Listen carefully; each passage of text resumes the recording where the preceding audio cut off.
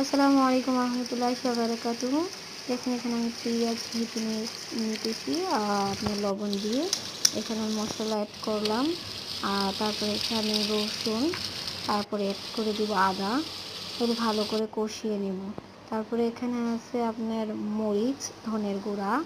এটাও ভালোভাবে অ্যাড করে দিচ্ছি। মরিচ গুঁড়োটা কিন্তু অনেক ইম্পর্টেন্ট কালার আসার জন্য। এখানে আমি ফার্মের মুরগি 1 কেজি ব্যবহার করেছি। ভেজে নিয়েছিলাম আগেই। এটা কষিয়ে নিতেছি। আর এখানে পোলাও চাল আমি অ্যাড করব মনে করেন কষানোর পর আধা কেজি পোলাও চাল।